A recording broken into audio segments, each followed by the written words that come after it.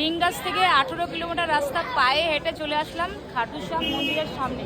তো তোমাদেরকে বলে দিই, তোমরা যদি আসো কোন লাইনে তোমরা দাঁড়াবে। দেখো, তোমরা তো তোমাদের ইচ্ছে মতো লাইনে দাঁড়াতে পারো। এই যে ফার্স্ট যে লাইনটা আছে না, এটা একদম বাবাকে সামনে দিয়ে দর্শন করতে পারবে। আর এই দিকে যে লাইনটা আছে ভিতরে কিন্তু এরকম, এই যে নিশান যে আমি নিয়ে এসেছি, নিশান কিন্তু ভিতরে নিয়ে যাওয়ার অ্যালাউ নেই। আর এই যে লাইনটা রয়েছে, হ্যাঁ হ্যাঁ হ্যাঁ হ্যাঁ, এই যে নিশানটা দিয়ে দিচ্ছে এখানে, লেলো রাখ দো।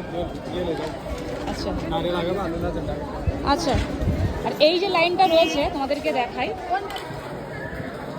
এই যে লাস্টের যে লাইনটা রয়েছে এটা দিয়ে গেলে 13টা সিঁড়ি যেটা রয়েছে সেদিকটা পাবে। এই দিকটা দিয়ে গেলে 13টা সিঁড়ি, কিন্তু সব থেকে বেশি ভিড় কিন্তু ফার্স্ট লাইনে। ফার্স্ট লাইনে গেলে বাবাকে একদম সামনে দিয়ে আর কি দর্শন করা যাবে।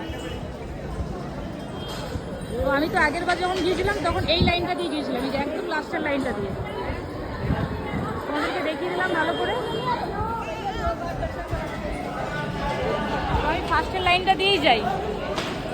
আর এখানে এই নিশানগুলো এখানে রেখে দিতে হবে, কারণ লাঠি তো ভিতরে লাঠি আর কি অ্যালাউ নেই। এটাকে নিয়ে বাড়ির ছাদে ফাদে আর কি রেখে দেওয়া যাবে। গোলাপ ফুল নিয়ে নিয়েছি, গোলাপ ফুল বাবাকে দেবো, আর আতরও নিয়ে নিয়েছি। তো আমি ফার্স্ট লাইনে দাঁড়াই। নেই নেই, এই দিকটা দিয়ে আমি এসেছি, এখন এই দিকটা, এই যে এই লাইনটা দাঁড়াবো, এটা হচ্ছে ফার্স্ট লাইন।